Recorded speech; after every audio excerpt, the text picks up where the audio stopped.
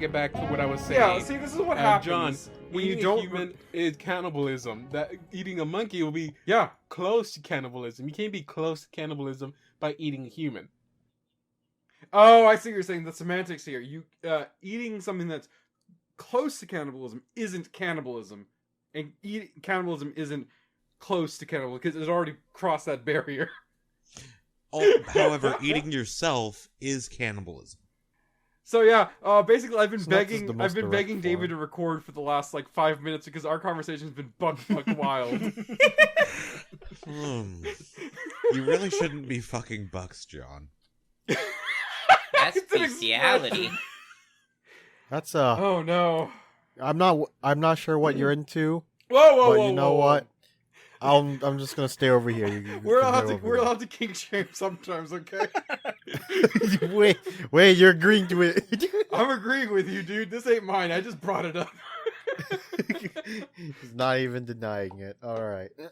I just denied that it's saying that it was mine, dude. Oh, Well, anyways, way to kill the mood. I was waiting for the welcome back to the. Welcome back to the show. I want to know if y'all were going to talk Yeah, about. I was giving David some leeway, and then it just went quiet I instead. thought you had more stuff you want to talk about, like Other weird, nasty stuff. What do you take us for? Heathens. Alright, so my kinks in alphabetical order are... Whoa! Wait, what? What did you say? Aardvarks. Abacus. Oh, no. Well, God. Advanced rocket science. But not advertisements. Virtual cell phone mascots. That's topical right now. Probably not going to be topical soon. We'll see. Concept. Someone who has the words kink and meme mixed up. Oh no. Those can be the same thing sometimes if people talk enough about it. When your partner is sus. Oh no. Okay, my concentration is back on this. We're just gonna. I don't know what y'all been talking about for those few seconds, so I'm just gonna go ahead and jump into it because the last thing I heard was something about kinks again, and I don't know. I don't want to get back into that right now. So, hey guys, and Okay, we'll just have to integrate it into the hey guys, game, and then. welcome back to the Infinite Adventures podcast. How is everyone doing today? Yo, I'm tired as hell. Same. I lost a lot of blood today, and it's been really hurting my arm. Oh, I laid in bed from 8 a.m. to 4 p.m. without falling asleep, so that was fun. My back feels kind of crunchy. My hammock broke, so I'm having to sleep on a pallet right now. Well, I hope everyone else is doing pretty okay. Oh, I do have to preface, because nobody freaked out about it, I went to the doctor today, and I gave some blood. Not for like donation or anything, but like to a lab to check and see if there's anything wrong I mean, with me. John, when someone says I assumed you were at the doctor's because there's no, other reason why you would just lose blood randomly and not go into deeper information. I will say I am a little bit mad. Oh, are you okay? You lost blood? Yeah, I'm fine, Justin. Thanks for asking. Alright, no worries. No, but I was shamed by the nurse. She was like, you need to drink more water. And I'm like, thanks. What's the problem? And she's like, there's not enough blood coming out. I'm like, thanks. That's what you get when you don't hydrate. What do you expect me to be, a healthy person? That's why I went Yeah. to the Should have doctor. told them not that's a even- good thing. If you get Also, shot, you'll last longer. You won't bleed out. Speaking of hydration, Also, can I get everyone else's remaining gold totals on the equipment sheet? All right. Can you solve that on your own time? We've already spent an hour and a half trying to figure out money and inventory. Yeah, I'll be doing that while y'all do the intro and shit. Okay. So, well, my day has been okay. It's been it's good. It's good. It's been good. I got some candy by my side. I do have a bone to pick with Justin. I am a little bit upset with you. I am angry because I took your advice and I had my day ruined. Was that your day is ruined, and your disappointment is unimaginable? Immeasurable. Yesterday. Oh, well, I guess it was 2 days ago. I finished it yesterday. I started watching Violet Evergarden, and the last few episodes made me ugly cry, and I do not appreciate that. Good. That is what I want. That shit made me cry, and it's really good. And I will recommend, if y'all want to watch an anime that will make you cry, watch Violet Evergarden. It's a really good show. Other than that, I had a pretty good day. Wait, I want you to describe to me how hard you cried. Oh, I cried. It's just one of the episodes hit me like. Is it like a tear stained makeup crying? If I was wearing makeup, probably yes. I don't even know why. It just hit me really hard. I think it was like the third to last episode. I can't remember. It's because I mean it's a snowball effect. What do you expect? You know? I don't know. Like avalanche. When I saw where the episode was going, I was like, oh shit, oh no, don't do this. And then, I had to pause the show because it took me a while to collect my emotions for a bit. I think the movie's out, by the way. I will be watching that after this recording. But yeah, that was how I spent my yesterday. And the one thing I did want to get to before we started, because I did say we were going to do this last week, so I don't know if y'all feel up to it, I guess. Last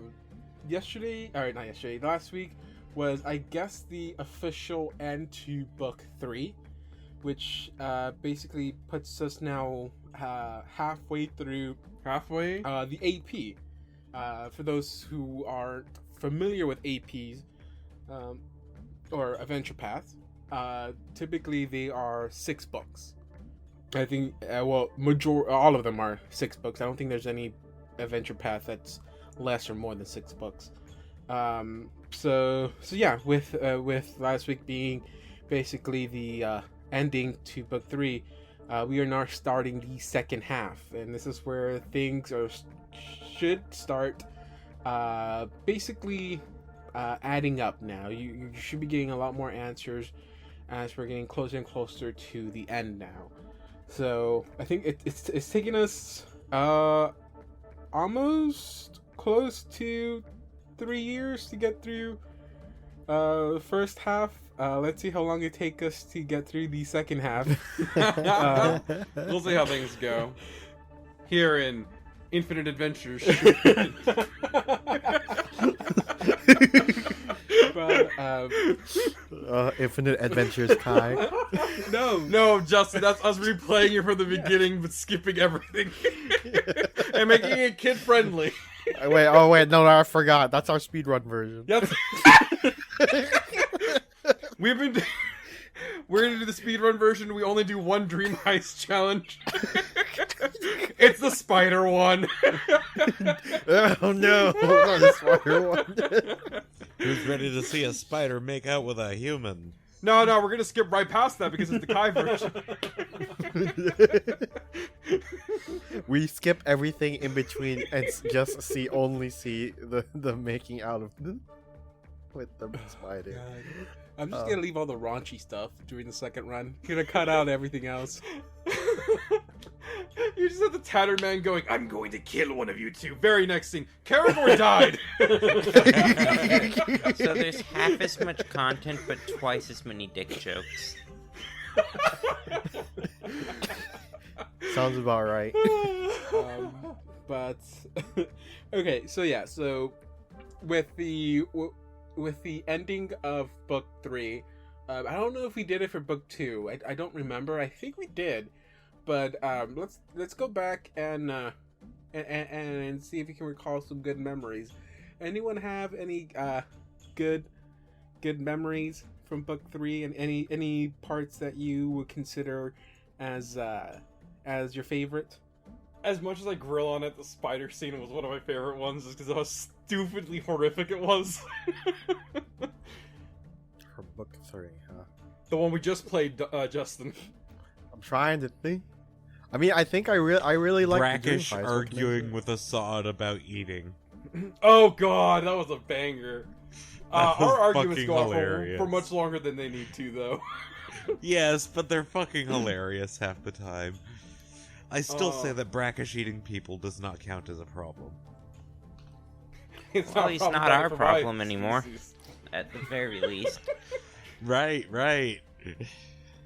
I think it was pretty fun that we got to meet Zal in the Dreamlands first, and then in the real world. That was a nice little, interesting change of events there, or turn of events there. That was pretty fun. Oh shoot! So legitimately, my favorite thing that's happened so far was Zal's casting of Contact Other Plane. Oh yeah, that was a pretty good one. That was so good. Like, I was freaking out when that happened. It's just like, well, I thought I was going to die. I thought you were too. That was the thing. I really, honest to God, thought you were going to die in that situation. Okay, so for me, I really enjoyed just like this whole fiasco, like the whole setup for book 3 was really fun, because it was a linear progression from point A to point B, but it did bring in a like spark of what's the word I'm looking for? Of Mysterious? yes, mystery, the unknown. Mysterious. Every time we go into a dreamland, because no matter how much we could prepare, we'll never really know exactly what's going to go on. And I always liked that. Each different place we went to was unique in its own way. It had very, honestly, like, some strange social settings every time. I know this is kind of screwed up, but also not screwed up at the same time. I actually enjoyed the freaking, what is it called? The dream where we went into the, what's it called? To get the captain's tricorn, actually. I actually like that one. Oh. I like the way it was described, essentially. Brackish did not like that.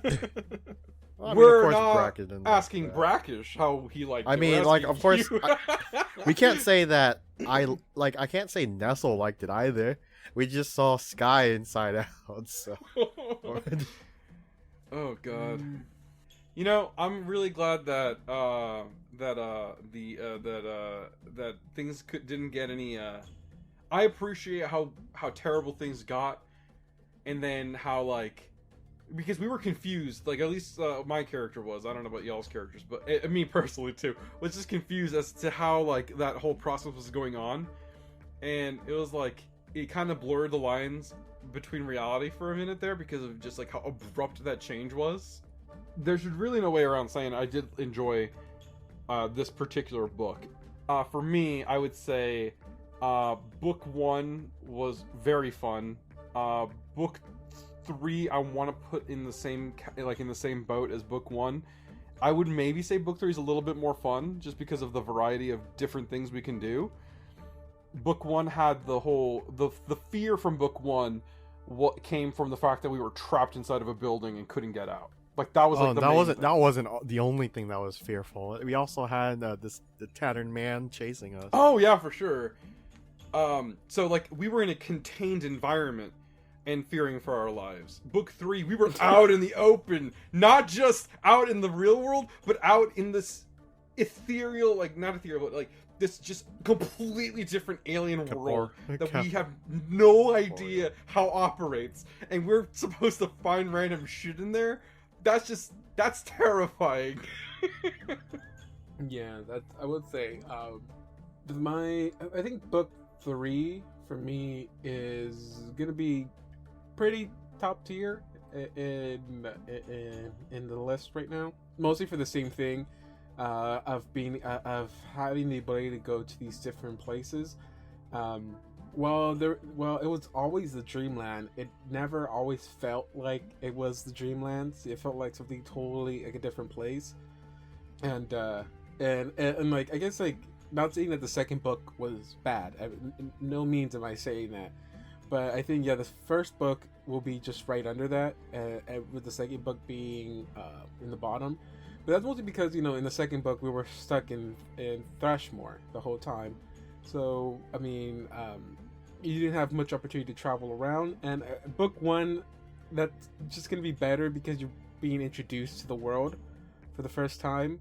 And basically what this game is going to bring out, basically.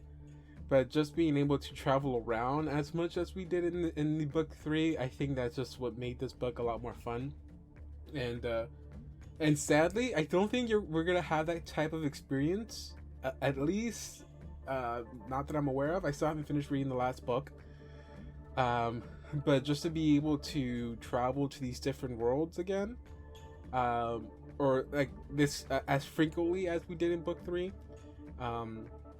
I don't think we will have that type of opportunity as much. So, I will say my favorite part.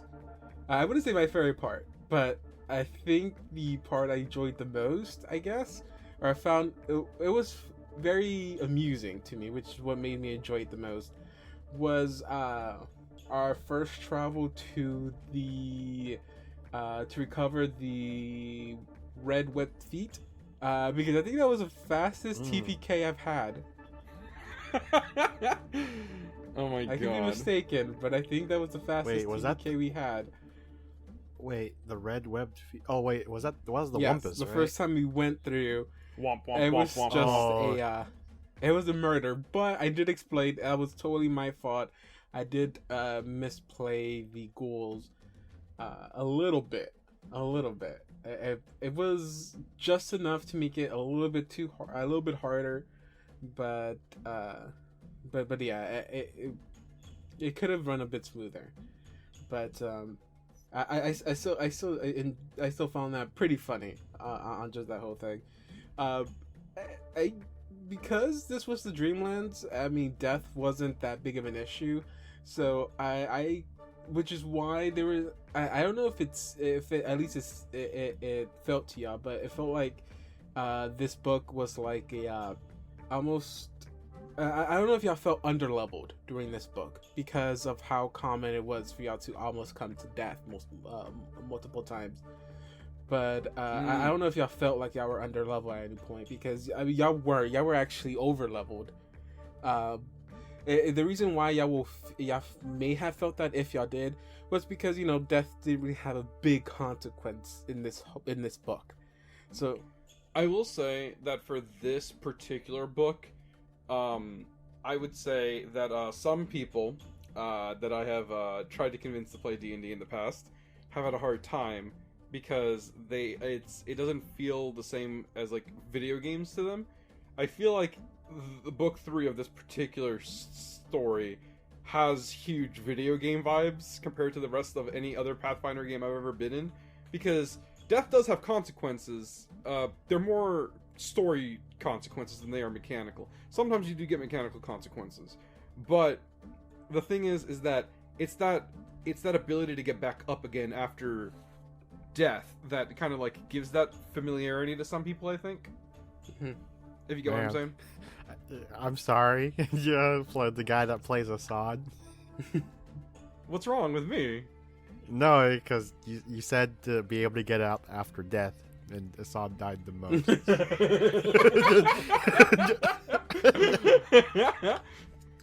I mean, someone was getting up dying the most, and sadly, it was just Assad. I mean, and it's not because of battle. Y'all had multiple chances where y'all could run away, but in order for you to run away, you had to roll good, and sadly, just the rolls were never working for John. Also, let's be fair, if Anya had been sane for all of that time, Anya would probably have racked up quite a few deaths. Anya was pretty much disabled or put out of commission pretty early in book 3. So I know this is a side note, but I never realized that we went from One Flew Over the Cuckoo's Nest to a dream heist excursion. I'm just saying. I liked the dream heists very much, just as a concept. Oh, I'm not saying it was bad. I'm just No, saying. Who knew? Who knew it'd be done It was like this? it was a unique take on your standard fetch quest, I guess. But yeah, it is. If there's anything else that I wish to say, we can officially start book 4. We can say anything we want. I mean, I hope not, but go for it. I think that one guy's favorite part of the dream excursion was the part where he got to kiss the spider. Never want to go through that again, by the way. I don't have anything to actually say. I just wanted to make the joke. I can say anything I want, but I didn't think of anything that sounded semi-controversial, so that's unfortunate. Well, with that, then we'll just go ahead and jump into this. Just to do a tiny little recap. Not much happened last episode. It was just us pretty much taking care of, small things, just, tying up loose ends and everything. As it stands, our party has now returned to its normal 4. We have Assad, Nesso, Anya, and Zal. A good number, a good number that I can handle. And Brackish has decided to stay with Captain Freeling. God, I almost called her Winter.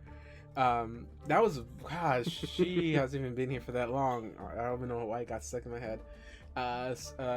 Sorako was also staying with the captain, if I'm not mistaken. And Jessie has decided to spread her wings and let the wind guide her in whatever direction. Quite literally. Well, I think first you said you were going to visit Nestor to give him the news of what's her face, Brix. Brix is dead. And then after that, let the wind carry you. Before that, we finished up the last quest. Or not the last quest. We finished up our mission, which was recovering the memories. During that, the Mad Poet did go into an explanation of what he told, not Zal, what he told Lowls when he visited him the first time. And he explained to you that the reason Lowls came to visit him was because he was in search of a city called Nurizavin.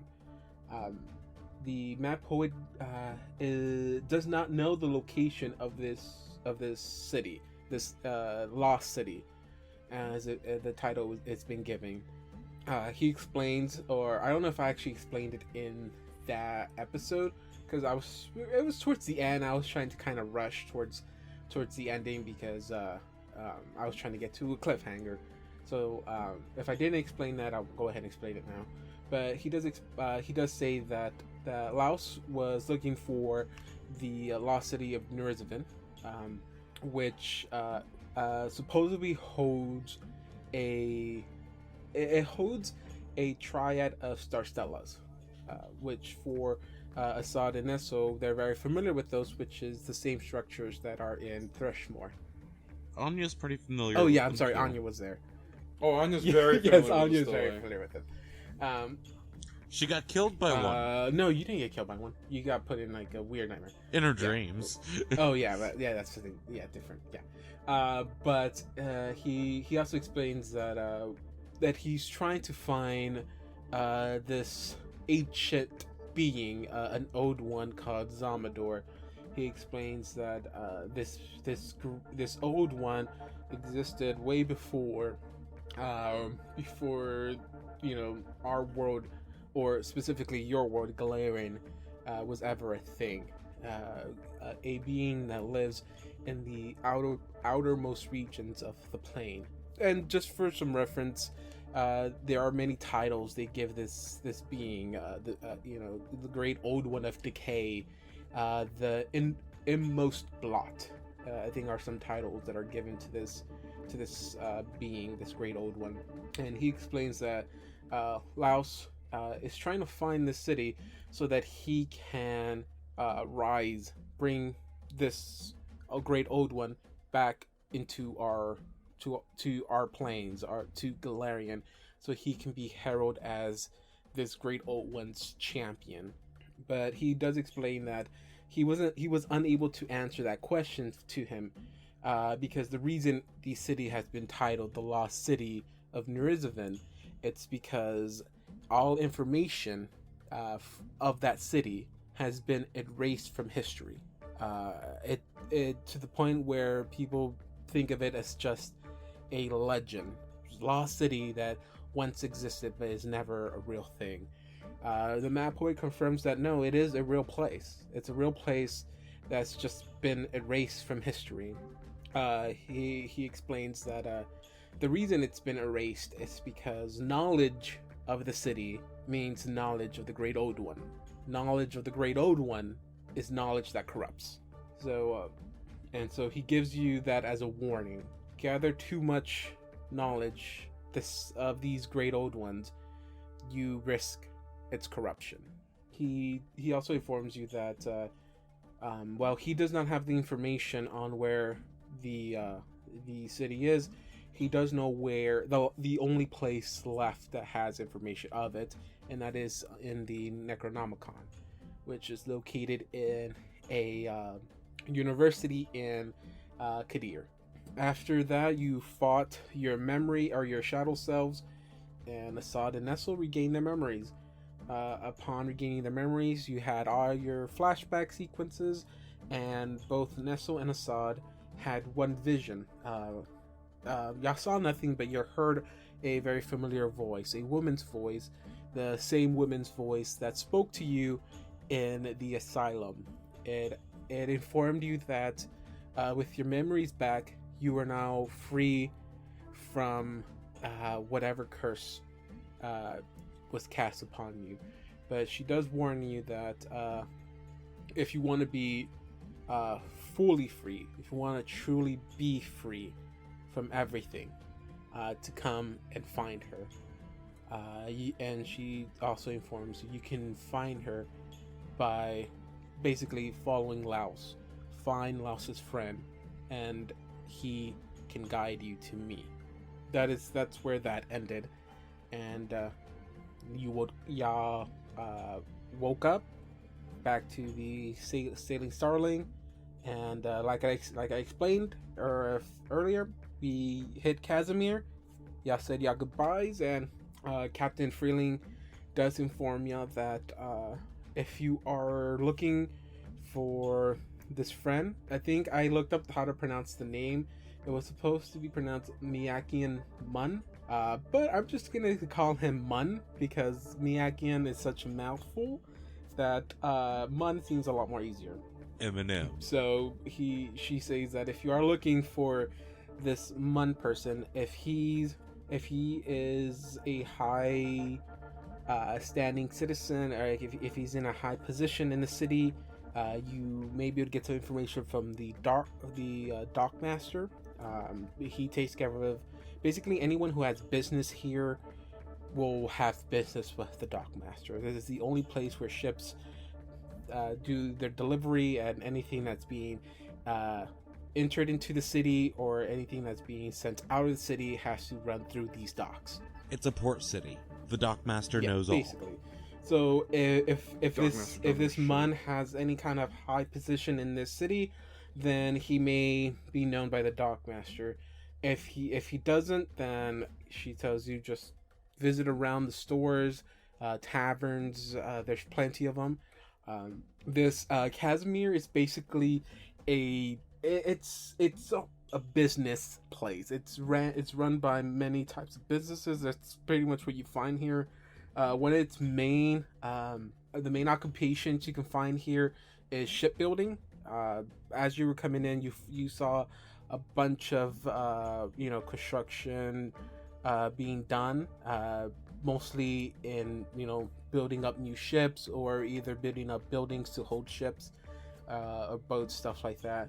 So this is like a shipping place, and while there's other type of business here, that's one of its main thing it does. But yeah, she informs you this is a pretty friendly town, friendly city, as long as you're not out there being stupid or acting stupid. You should be okay here. But yeah, that's where she leaves y'all, and this is where I pretty much hand the game over to y'all. You guys are at the docks. What do we do now? Oh, we did do some shopping off screen. I'm not really gonna get into huge details on what y'all bought. Like if you bought extra armor or stuff like that, that's cool. If there's like any specific like huge magical item you bought, like a wondrous item or something like that, you can say what you bought, but we're just gonna try to move forward from here. Yeah. Anya is now sporting a pair of fingerless gloves. Until they come into use, that's all I really want to say. All right, cool. I bought some new armor. It looks real cool. It's lamellar leather. So I'm gonna look real snazzy book for y'all. Ring of protection and the amulet of natural armor, so really cool. And some quick latch manacles in case we need to grapple people and I just keep realized them grappled away from me. I just realized something. I can't use the cloak of resistance. Why can't you use the cloak of resistance? Oh, I also bought a skeleton key just in case somebody needs it and everybody else fucks a up. skeleton I guess. key. You can buy a skeleton key. Yeah, they're 85 gold. Okay, I'm sorry, Justin. You were saying what? I can't use the cloak of resistance. I already have the cloak of elvenkind. Ow. I mean, which one's better? What does the Cloak of Resistance do again? It gives you +1 to will saves, reflex saves, and fortitude All my saves. saves, It's a yeah, all the resistance saves. bonus to saves. I honestly do not know which one is better. I would think the elven one might be a little better, but I can be mistaken. What does the Cloak of Elvenkind do? +5 on stealth bonus. I mean, saves are pretty important. I mean, that's Also, if one of us fails a stealth, we all fail, so... This is also true. Like, But Saul have you- spent most... I mean, we can. But then again, we always just cast invisibility anyway, so what's really the point? Saul spent most of his money specifically on upgrading his own Cloak of Resistance, which will take him at least 4 days. But hey, I mean, you could take some downtime if you really want to have some of these items. It might take you a while to do your shopping, but yeah. Was there any big magical stuff you bought for Zal? mostly number upgrades. His Cloak of Resistance is going to be maxed out once he's done with it. I'm picking up the materials for another Wand of Cure Light Wounds. And some Scrolls of Ghostbane Dirge, because I'm scarred. What does that do? It lets you deal damage to incorporeal creatures. Let you deal yes, half that's always damage, right? fun. Yes, but like... It's They're better than scrolls. most. That's It's still no better than damage. normal. Yeah, pretty much. And scrolls are cheap. Yeah, true. Okay, so with that out of the way, what do y'all want to do first in this new city, in this new book? What's the first thing y'all want to do? I mean... A lot Well, of pressure. Oh no, I ripped a big fat one. well, Anya wants to check in with the local Pathfinder Society to see if they have her bird and any mail for her. After brain shopping, auto- Saul's gonna see about spending 8 hours crafting. God, Dawn, my brain autocorrected that as Anya's gonna go find a pastor. I have many sins to confess. Well, if she has any sins to confess, I think it's not the same as for us. For Calistria and confession Yeah. is probably very different from a absolutely very different. My child, go forth and kill your enemy. Hello? The greatest sin you can do is let someone live. See, in their faith, there's no such thing as turn the other cheek. It's turn. It's like turn their. Well, what would be a good analogy? I was trying to come up with something on the fly, and it didn't work. Smack that cheek. Whoa, that could mean many different things. In the And religion although- of Calistria, it is far better. It is far better to clap the cheeks of those who hurt you than it is to Can- turn your own. Hey, I'm not as well versed with the teachings of Calistria. Would having revenge sex with their partner be sufficient for revenge? Yes. There you go. Oh Lord. As long as their partner agrees to it, there's nothing wrong. Yeah. Here's the thing: there are Calistrian temples that are literally just divine brothels. Okay. So how are you gonna want to do this? We need to find this Mr. Mun. Mack Neon Mun? I'll go look around for Mack Neon Mun. So, okay. So if y'all want to search the city for information on Mr. Mun, I would just need some diplomacy checks. Diplomacy checks is how we gather information in the cities.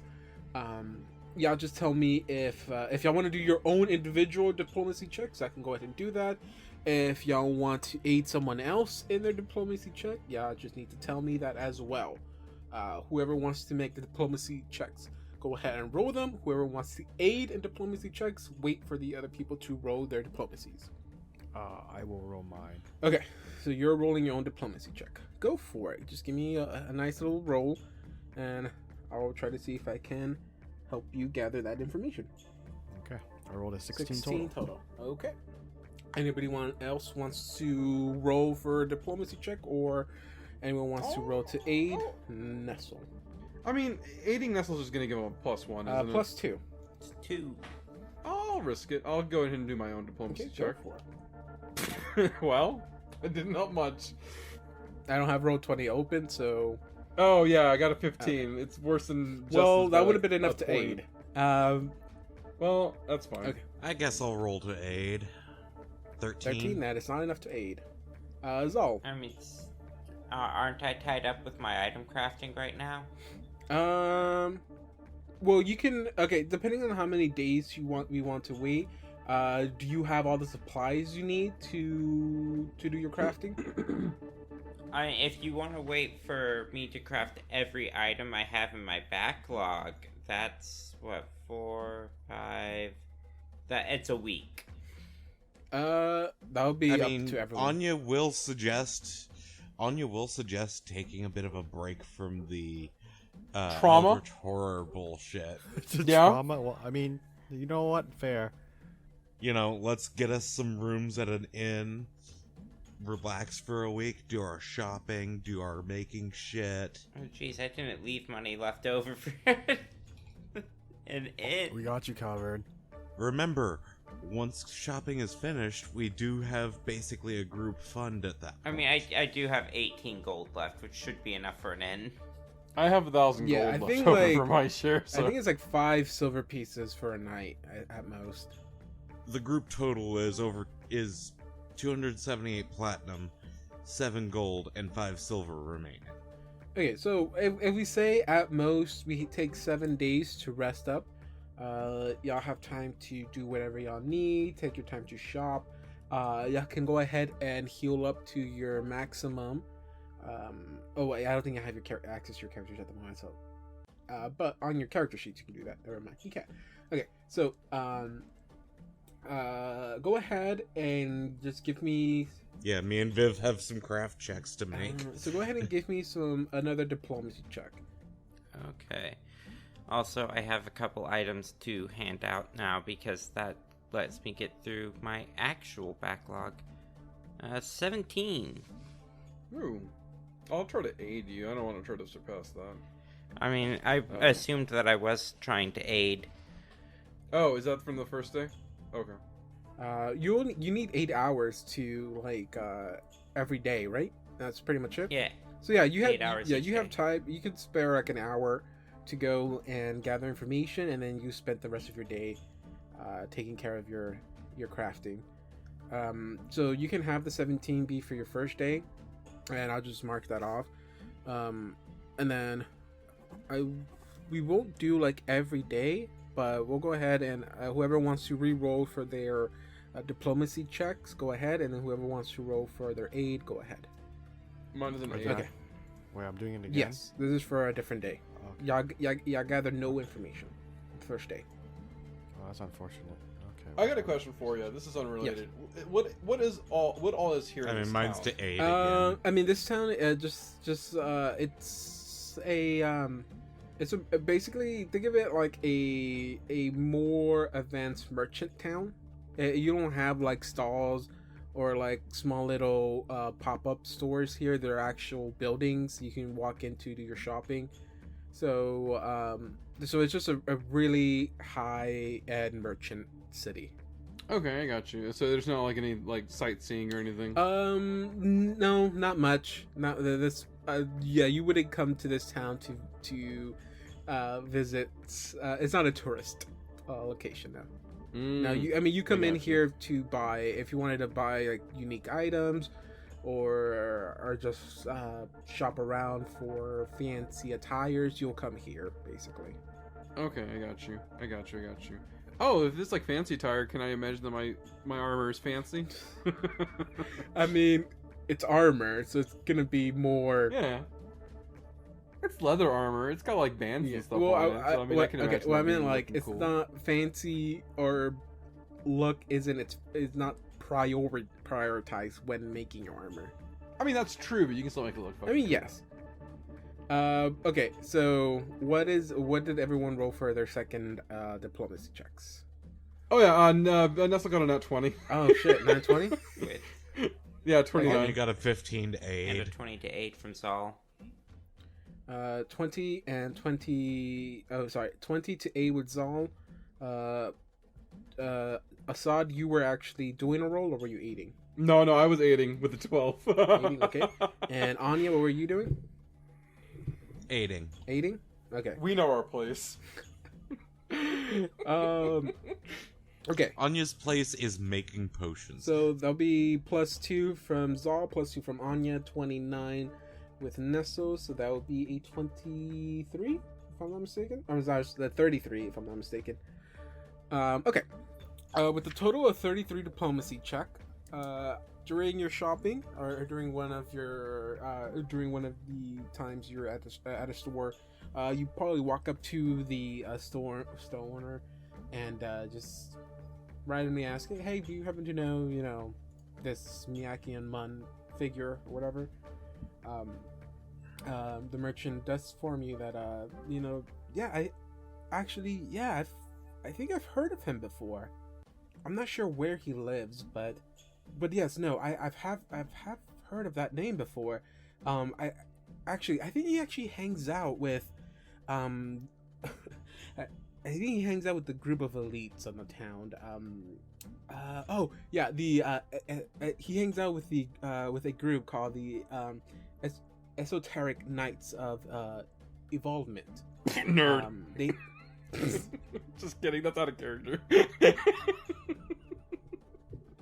they're like a group of like high end merchants, people, the wealthy, pretty much decided to create a group for themselves.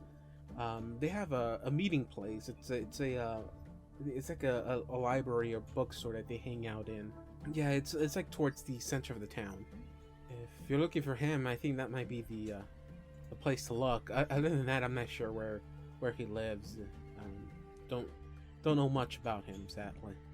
Okay, well, that's a little bit more helpful than I thought it was going to be, but at least we got something out of that.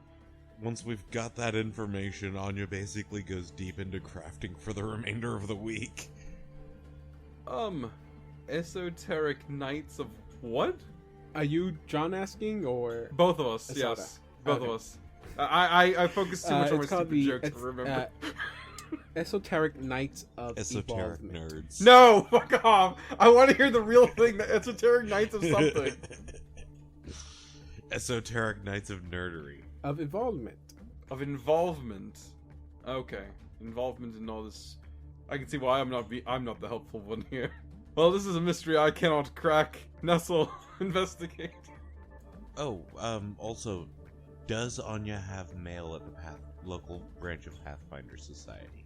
You probably find like a post office area. They might not have a actual offices here, but you can find your messenger bird at the post office. Anyone who has like a knowledge local can roll that if they like, to find anything out about this organization. Does a 17 get anything? Can I use knowledge, dungeoneering, or religion? It Wait, has but to we be have knowledge we have a Zal. We don't need knowledge checks. Right? How about a 49? I don't even want to roll anymore. Sorry. That's the point. So, did you Yeah, eat no joke. Do you eat I'm a like knowledge half god of- or something? So, no joke, I'm like half asleep. Because, like I said, I didn't get much sleep. But I heard knowledge local check and my eyes bolted awake. No, you didn't even hear the local part. You just heard knowledge check. Yeah. Probably heard knowledge check. I am needed.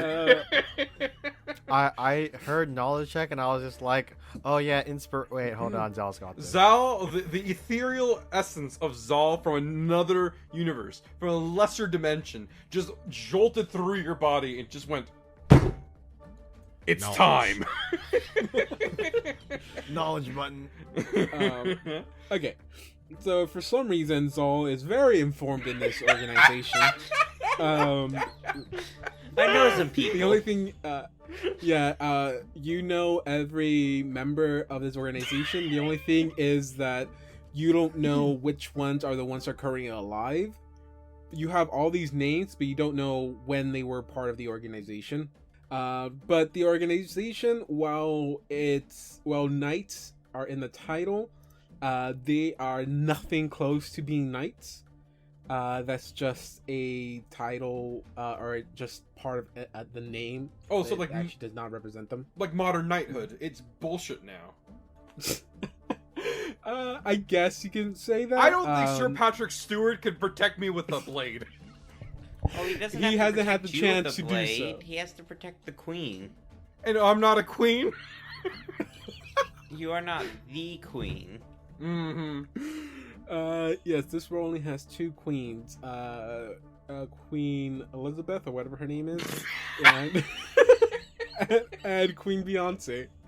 The only queen that actually matters. You watch too much goddamn John Oliver.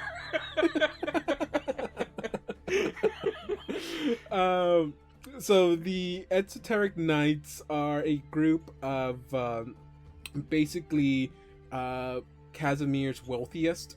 The group is made of 13 merchants who have backgrounds in alchemy, engineering, shipbuilding, and other forms of trade. You do know that they have basically made a building their meeting place. This is well known by everyone. It's called the Sceptered House, which is supposed to be a lounge, almost like a library cafe style lounging area, where anyone is invited to go. Really, it's not really they don't own the building or anything like that, but there's probably like certain floors or certain rooms that are specifically just theirs, or they have access to. But yeah, you know exactly where that building is at. It's towards the center of the town. You absolutely know where to head to. And you said it was called the Septic Tower? No, the Sceptered House. Sceptered House. Yeah. Scepter is like rod and scepter? Scepter? Yeah. Oh, okay. Oh, okay, the thing I said was completely different. Well, I guess it's a public forum, so we can probably just walk on in, no problem. We need to investigate. Yeah, we do. Yeah, just by saying it doesn't actually Do anything. Their plan of action. Yeah, do it. All right, step What up do to you the. mean? No, Nestle. You have to. When you do it, you have to get closer to everybody, and then you have to say it with gusto. That part of your voice. Use that. You mean The merged one. What? Yeah, that one. Pretend you're that Heath guy you keep telling us about. Yeah, that Heath guy. Have I met Heath? No. That No, was. I haven't even talked about it. We haven't talked that much about it. Oh yeah, there was a guy named Heath at our bike. Okay, cool, whatever. But he was like one of your best friends. Yeah, we don't talk about him. But why don't we talk about him? He seems like a cool guy. If he's best friends with you, dude. You don't need to know. Well, we have our memories back. It would be nice to talk to our friends about things now. Yeah, you have all your memories of fishing with Kel. Or Cal. Yeah, of course. I have all my Whatever his memories name with Kel. He's just like you, Assad, except there's one huge difference. What's that difference? He's overbearing. Oh, okay. He really likes to talk about his teeth a lot.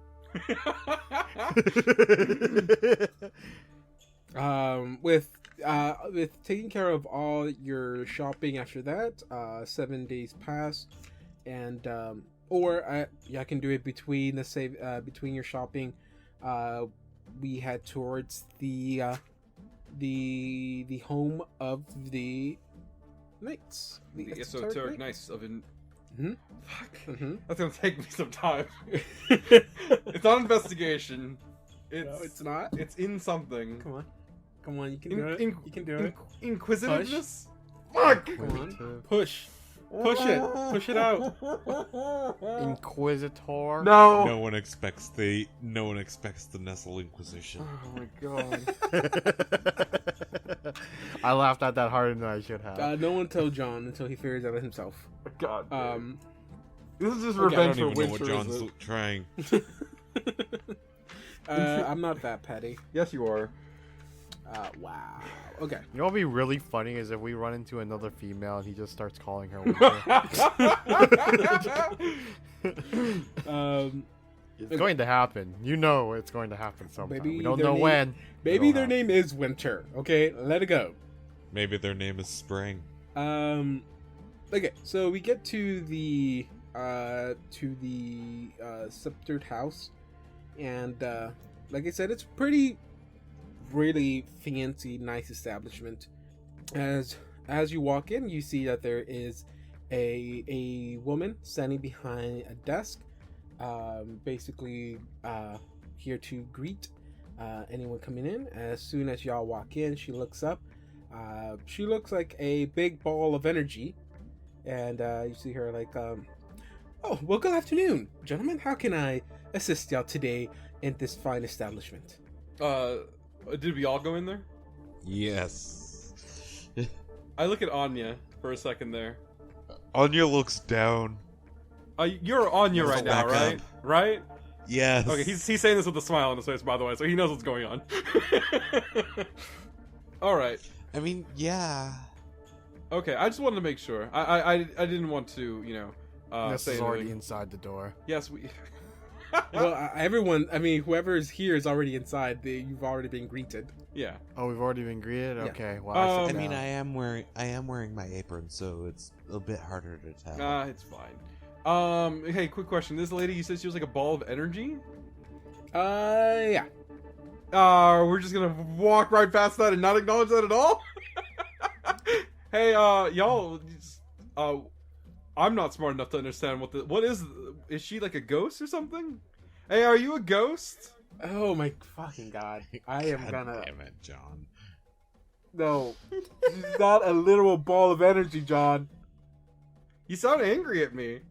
No, just a woman with who is just filled with energy. Oh, I think you said she was a ball of energy.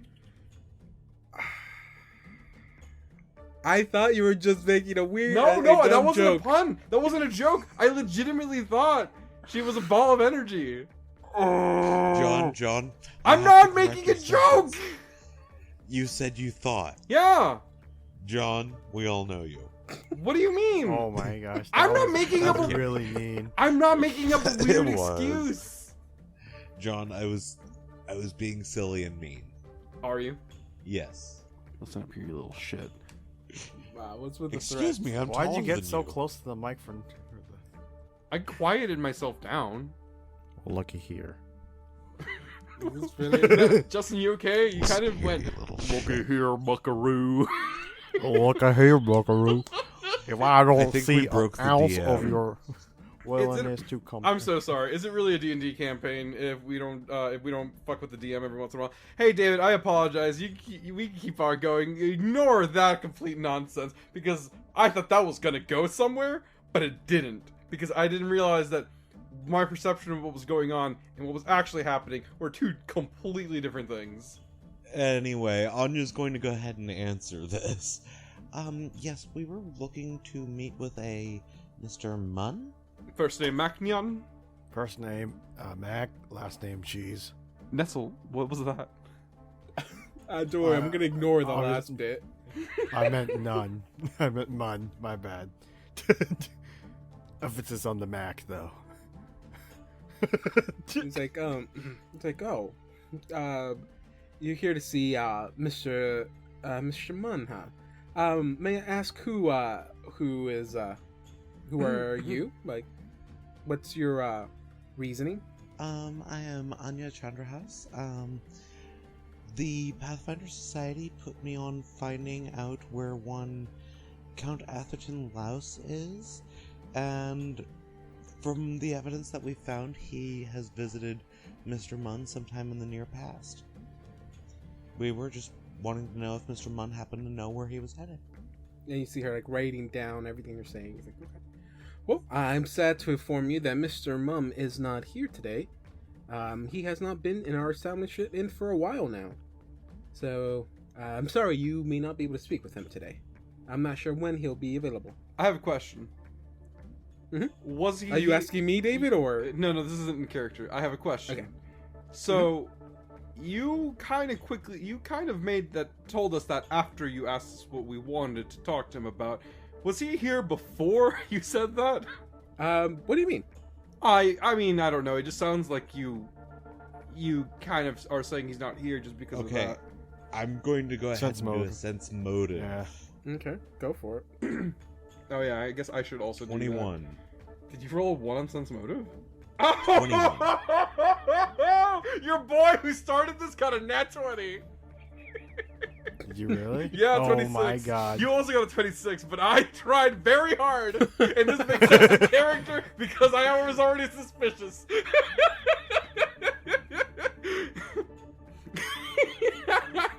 I mean, Nestle was raising an eyebrow, but I mean, yes. I'm a little bit more forthcoming than you, though. This is true. Okay. As you ask her that, she informs, she's like, well, sir, I'm not sure what you're trying to imply here. If you know who Mr. Munn is, you know that he is a high standing citizen, very well known citizen, and someone who likes to find himself with the esoteric knights, which this is the establishment in which they meet. So when I said that he's not here, and you want to say I said something else, I didn't. Yes, he comes to this establishment every once in a while to meet those said members. He is not here today, and he hasn't been here for a while. That is what I meant. Okay. And All you right. feel like she's being extremely honest. All right, I got it. And also, extremely offended, too, I can tell. He was like, now, if there's anything else you need, which doesn't seem like there is, you may have a wonderful day. No, we have another question. Anya, you wanted to ask her something? Do you happen to be able to give us any information on where we could find him currently? I'm sorry. Even if I could, I am not allowed to do so. See, our members are very, very important people in this town, and I just can't be giving out their information that easily. What kind of place do you think I run here?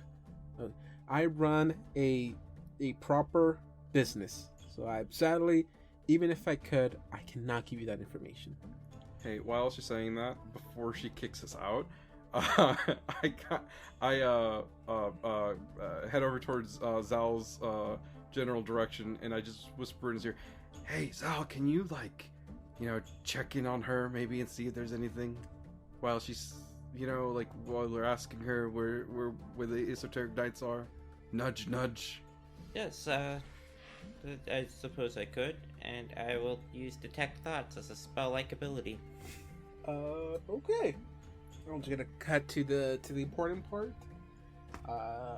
Because I think you care less what her points are and everything. Just go ahead and roll here. I don't know what the DC is. Okay, well, I'm pretty sure I probably filled it. I got a 5 on the die.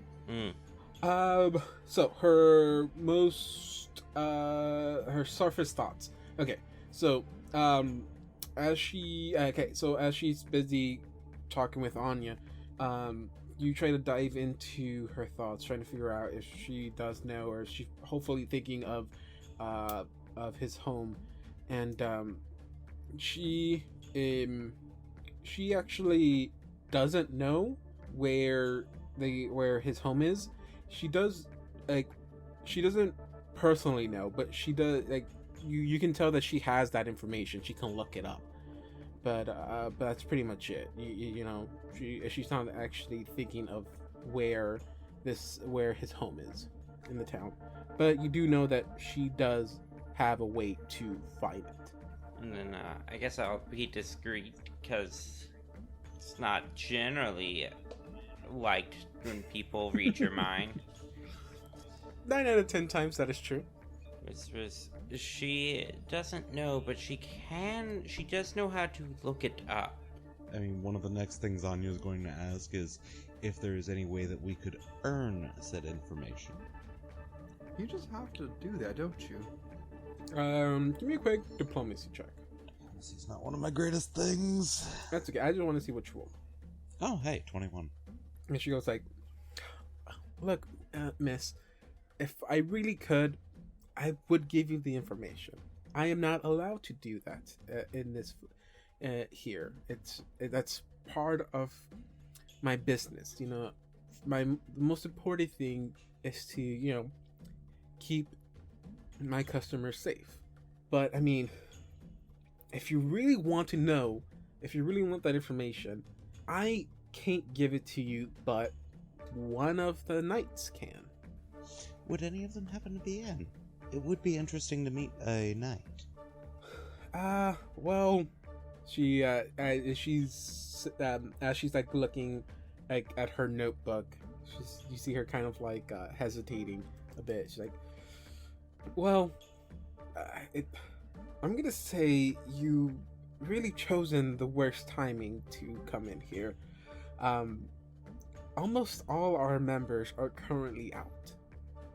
This is a very busy time of the season, and them being merchant owners or businessmen, they have most of them are either busy at their jobs or even out of the city. There is one person we have in today. He rarely leaves the town, but he doesn't like talking to strangers. I can try my best, but don't hold your breath on that." I understand. I don't know if it will help the situation any, but if you could offer him this for us. Offering the rare wine. Okay, the one that you were asking if you can sell? Yeah. Okay. I figure a fellow merchant would appreciate that this as a gift is kind of, we really, really need your help. She grabs it, she takes it from you, it's like, "Oh, I don't know if this is gonna help. He is a member, but he's not one of the merchants. His business is in shipbuilding. I mean, again, I'll see if I can convince him on this." And then you see her walk to the very end of the hallway, of the main hallway, to a door that's at the very back, and then she vanishes from there for a good few minutes, and then she comes back and she tells you like, "Okay, well, I guess today might be your lucky day now. He says he's willing to talk with you, but he doesn't have time to waste on this. So he says as long as it's a quick conversation, you may go ahead and pass whenever you're ready. Thank you kindly, miss. I didn't catch your name. Oh, I'm sorry. And she kind of walks from behind her desk and she kind of does a little curtsy. It's like, my name is, Molly Mad. Anya will curtsy in return, and as I said before, I am Anya. Sorry, you may pass. Okay, so we go to meet this, from what she said, gentleman. She does inform you that he is his name, she tells you, his name is going to be, I think it's pronounced Ethan, Balor. Ethan Valor? Yeah, Ethan Balor. Oh, Balor. Yes. Ethan Valor sounds like a cool ass, like, first person shooter character name. And as soon as, before you walk off, she does come up to you or she kind of stops all of you, and she says, like, by the way, when you do walk in, you'll see, don't bring it up. And she kind of gestures you to go back. As you go back there, she does tell you, go ahead and knock first, and he'll let you in. Oh, I was born for this. Uh-oh. Okay, let me give you the chance to do so. As you walk back there, you get to the door. Oh, walk up to the door. I raise my hand, and ever so slowly, move it up to the door, and I very quickly go. Give me a d20. Oh, sure. Let's see if you hit the door. I rolled Rolls a in that 10. one, hits himself in the face. You actually get the border of the door. Don't do this to me. Can I at least add my dex? From the other side, you hear like a very soft, monotone voice. Yes, come in. You're just gonna let us in like that? All right. Well, I open the door and I stand there and let everyone in. All right. As you walk in, you see a man, a very short man, standing at a giant round table, and you see that he has a mess of paperwork sitting atop the table, and you see that he is a mess. His hair is just in rags. He probably hasn't slept in a while, and again, he just seems very kind of what's the word for it? He seems very busy, I guess. That's the best thing to do for being. He's a businessman. You can tell that he is very busy, maybe a little bit stressed out, whatever he's doing. It's just it looks chaotic in here. But the one thing you do notice is the reason he's short is because he's a gnome. Okay. More specifically, you see, this is what you see. Oh boy. Oh, I thought he was an Ethan Valor. He's not an Ethan Valor. He's an Ethan Baylor. Oh, I topped him. I called him Ethan Balor. Oh! You know what? Maybe Baylor. he's really good at basketball, and his name is actually Ethan Baller. You see, I hadn't scrolled down yet, so I'm just like, yes, New Thassalon.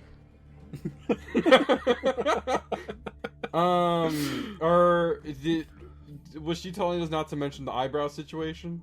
No. Notice one major thing about this gnome. Oh, is he bleaching? He's a bleaching gnome. Oh no! Oh no! Okay, I'm not. Anya really doesn't care about that. This man is dying. Anya doesn't care. This man has terminal cancer. Anya doesn't care. Good afternoon, Sir Baylor. My friends and I we're doing an investigation into a count that's gone missing from his locale, and one of your comrades among the knights might have information that could lead us to him. We were wondering if you happen to know the location of Mr. Munn? Mr. Munn, huh? Then you think he has some kind of business with this count? We have reason to believe that he is helping the Count by translating a grimoire of sorts. Is he in any trouble? Should I be worried about this? Oh, as far as I know, Master Mun shouldn't be in any trouble unless he delves too deeply into that grimoire. It is one that is known to hold quite a lot of ancient information. May I at least have your name? You come in here asking for this information? He's a good friend of mine. I at least would like to know who is it that is looking for him. My name is Anya Chandrahas. I am a member of the Pathfinder Society, and they're the ones who placed me on this investigation. My comrades here are Asad al-Qadir, Nestle, and Zalmol. A pleasure. Indeed. He kind of looks at Nestle for a little while. Kind of like... You can tell he's studying you a little bit confused. I do know where he lives. And I could point you in the right direction. How do I know you actually work for this Pathfinder Society and not out to actually cause him any kind of harm? Out of character, I am assuming that the Pathfinder Society has some sort of identification system that they use. Most likely, yes. You can also go ahead and roll a diplomacy check as well to help aid you in this. And if anybody else wants to chime in to help Anya, you can also do that. Sure, I'll help him. I'm not sure how I could help him, though. By saying something that will help back up Anya's story. Well, I'm sure I can't help you. Anya does also still have the orders that she received via Crow. Mm-hmm. With an official So she will Pathfinder present seal that of approval. along with her ID while doing this. So, that's gonna need some help, folks. Was the 8 the roll? The 8 was the roll. Oh no. Yeah. Alright, hold on, let's pull up the Oh, here we go. Saw charm! Wait, I still have a David point. That didn't get transferred over from the other room. I'm going to use that. I actually don't remember. Yeah, he but does. It's a new book. Everyone can have at least one David point. It's a new book. Nice. Okay, that's much better. Well, let's still try to help you out, though, just in case. Hold on. Yes. We can't fuck it up. It's just us doing our weird ramblings. So, Prove that we're from that she's from the Pathfinder Society. No, just she's not. You don't have to help Anya out in proving that she's in the Pathfinder Society. You can help Anya out by just proving her story is legit. Yeah. Yeah. Well, I mean, I don't know if you know about how fast word gets out here. You seem to work with ships and stuff, but Anya was actually investigating some. What was it you were investigating back in Thrushmore again? Unusual ongoings in the general area, including the lights from that island that we investigated. Mm-hmm. The one that had the, I want to say fungus druid? Oh, that one. Yeah, like she's been investigating weird supernatural stuff in Thrushmore. So I don't know if any of that word got out, but she's a smart cookie, this one. Like she's a real good investigator. Really putting in the work. Please, I barely hold a candle to Nestle and Zal's investigation abilities aside. And everyone in this group at present has also put their trust in her to fairly distribute any rewards that we have come across throughout our travels. As soon as you said that we put our trust in her, I have a flashback of when she almost killed me. Which time? Nestle remembers that she tried to kill him, and then Nestle pats Assad on the leg. And then I'm going to aid another, but I'm also going to use this. Whoa, burst of insight. Oh, damn. That's a 21 to aid, but I'm dazed for one round. You just had a brain blast so hard that you passed out for a second. No, that's literally what that skill is Brain Blast. Yeah, that's exactly how they described it in the Jimmy Timmy Power Hour when Timmy didn't understand what a brain blast was. And then Cindy's like, it's an intense burst of intuitive insight. And it's like, that is a way to describe it I've never heard before. Okay, everyone successfully ate. He kind of looks a little bit annoyed as he kind of like plays around with his paperworks. He was like, those are all sweet words you speak of your friend here. That still does not prove her worthiness to me. That is what you've experienced, and I have not experienced that. Mr. Mum is a very high-standing member of this city. He is one of the greatest alchemists I've ever met, a genius in that field. And there's many people who shun him for his experiments. Yes, he gets a little bit he gets a little bit crazy with the stuff he does. And I just want to make sure you're not one of those people who are here to stop him from doing those experiments. Okay, so Anya's eyes have gone all sparkly at the mention that this guy is a fellow alchemist. A fellow alchemist? I barely ever get to meet any. You say? No, I would love to pick his brain. These two are also alchemists. We don't talk about this. I'm the only one here that's not an alchemist. Oh god, we're so close to having a full alchemist party. I'm a little bit scared because I did make the joke in the very first episode that we would have an episode called 3 Alchemists in a Bomb, and that started to actually terrify me.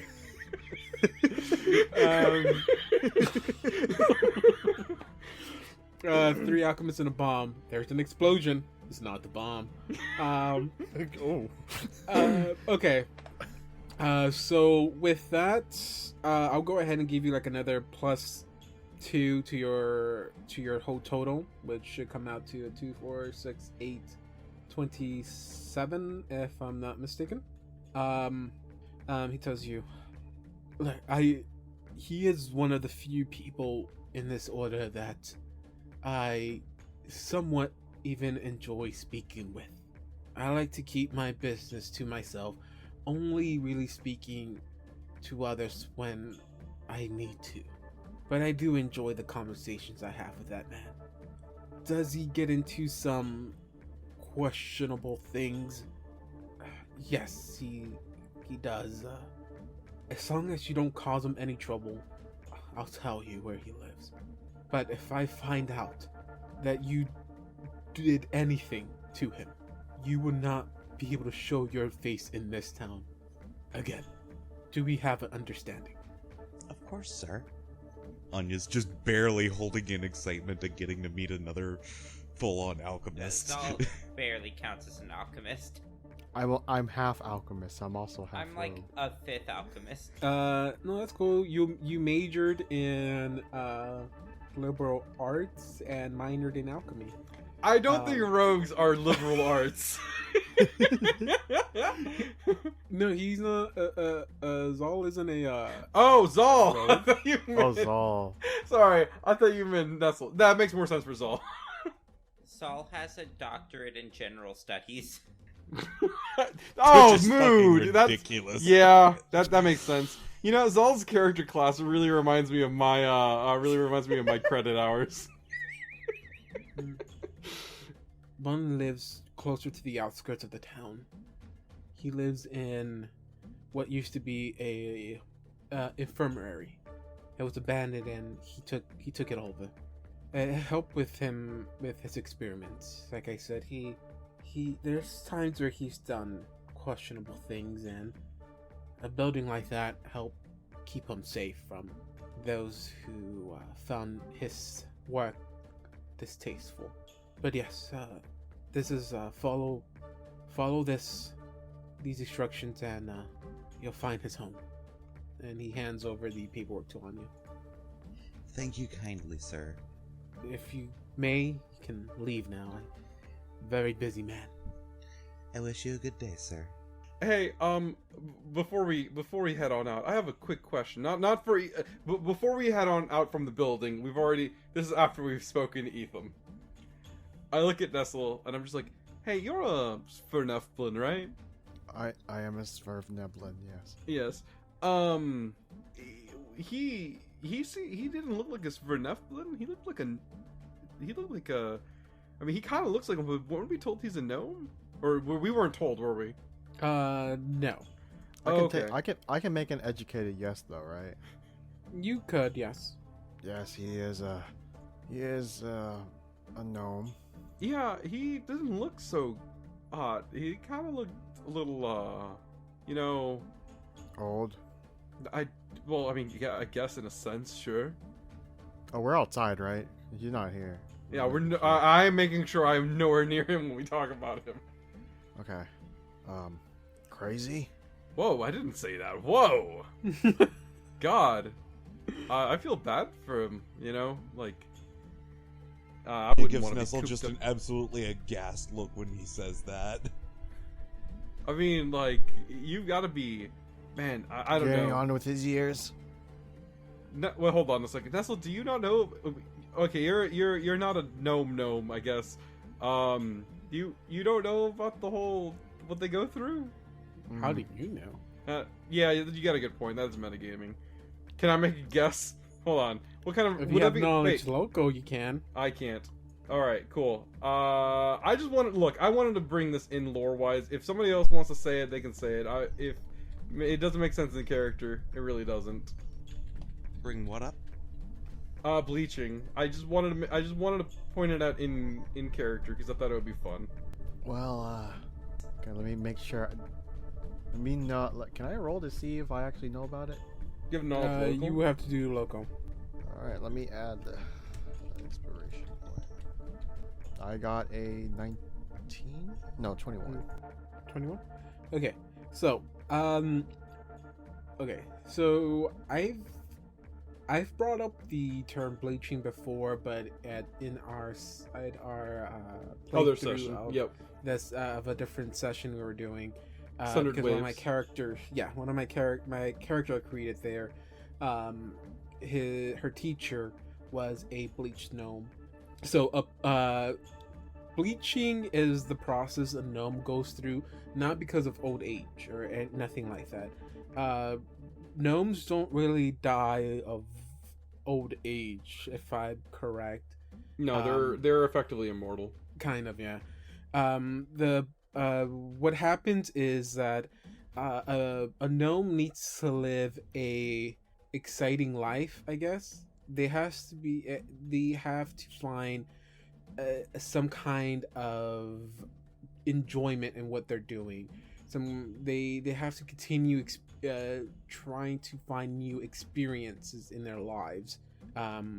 Once they fail to do that, or that feeling starts to disappear, they go through the process of bleaching, which is literally their skin, their hair starts turning white. It's typically a slow process that happens. Essentially, they get bored to death. Basically, yeah.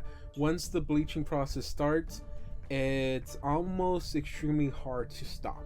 It can be reversed, but it's very difficult to have it reversed.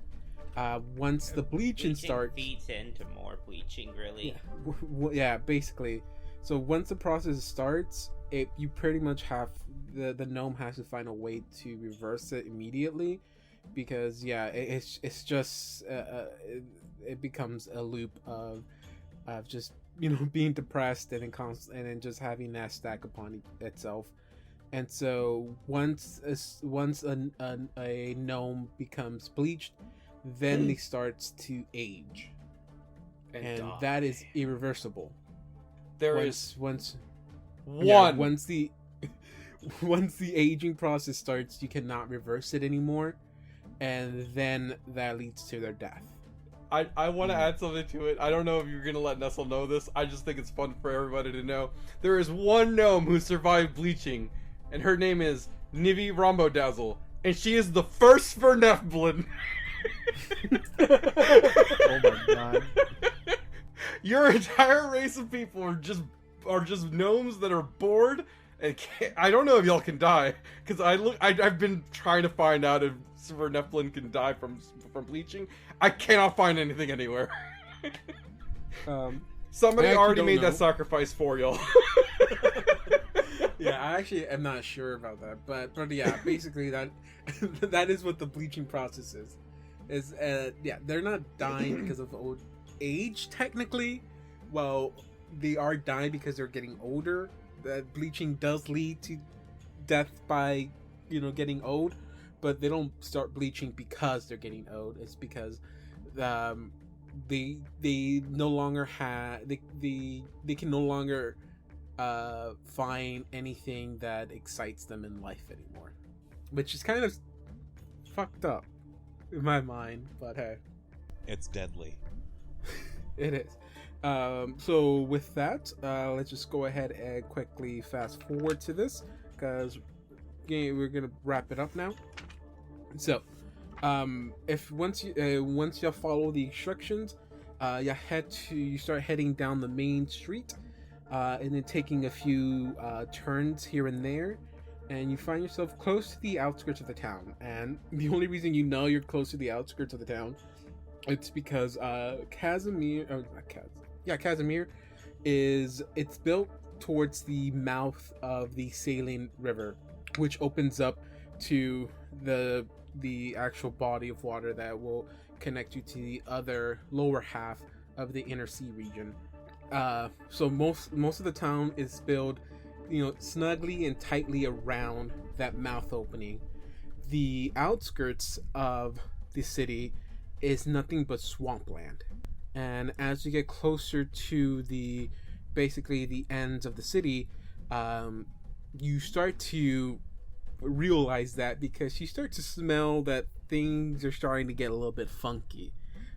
It's not going to affect on mechanically, but I mean, as you're getting closer to the home, it's starting to hit y'all. It's like, okay, we're not in a nice part of the town, but y'all finally get to the home, and you get to what looks to be a 3-story building that looks to be barely even standing. It is